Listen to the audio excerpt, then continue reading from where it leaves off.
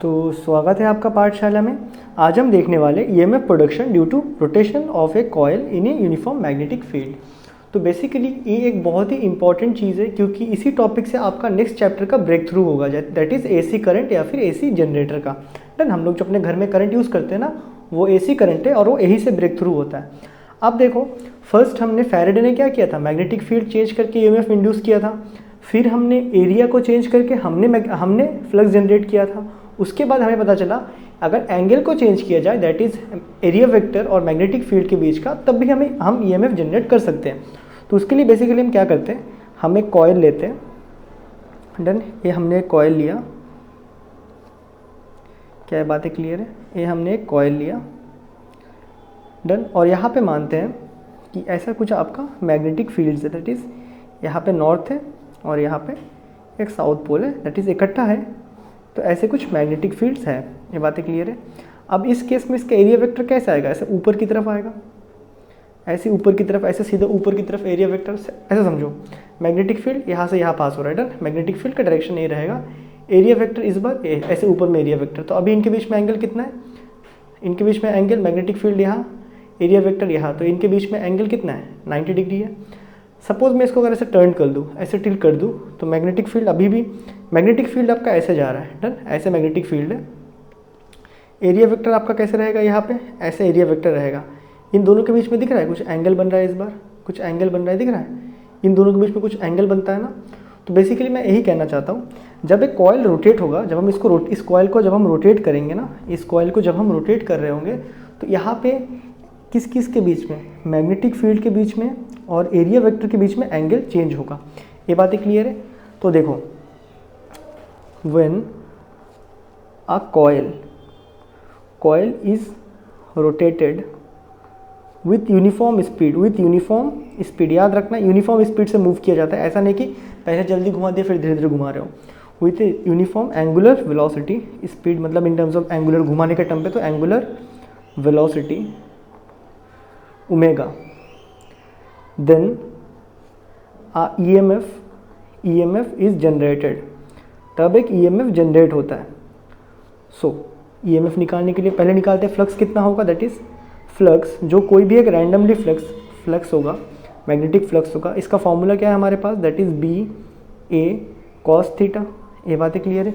Angle बन रहा है तो एंगल का फैक्टर को लेते हैं, दैट इज इफ ए होता है flux, if the coil has, suppose इस कॉइल के पास 10 टर्न है, 20 टर्न है, n नंबर ऑफ टर्न है। If the coil has n number of turn, आया समझ में? अगर एक कॉइल से 10 अमाउंट ऑफ मैग्नेटिक फ्लक्स जा रहा है, तो 10 कॉइल से कितना होगा, दैट इज 10 × 10। ये बातें क्लियर है? मतलब 2 कॉइल से कितना होगा, 20 होगा, 3 कॉइल से इंटू 3 30 होगा, n नंबर ऑफ कॉइल से, that is flux into n कर देंगे। If the coil has n number of turns then flux, तब इसमें से फ्लक्स कितना होगा, दैट इज NBA साथ में कॉस थीटा। ऑल्सो अब निकालते ईएमएफ, जो ईएमएफ होगा दैट इज माइनस d∅dt होता है।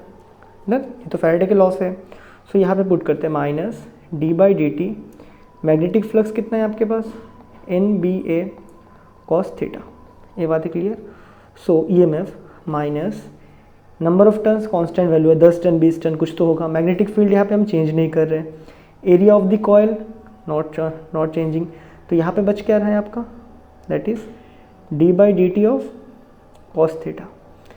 सो EMF is equal to minus NBA, cos का डिफ्रेंसिएशन होता है माइनस साइन थीटा। सो आपके पास ईएमएफ आ जाएगा minus minus plus, that is NBA sine theta. अब यहाँ पे जो एंगल चेंज हो रहा है वो टाइम के साथ चेंज होगा। ऐसे था, ऐसे घूम रहा है, तो टाइम के साथ एंगल चेंज होता है। तो अगर हम इस चीज़ को टाइम के साथ कोई रिलेशन में लिख पाए तो हमारे लिए इजी पड़ जाएगा। दैट इज़, जैसे कि हमें पता है एंगुलर वेलोसिटी क्या होता है, एंगुलर डिस्प्लेसमेंट, जो कि थीटा के टर्म पे होगा, एंगल में displacement theta upon T. So theta is equal to क्या, ओमेगा टी लिख सकते हैं।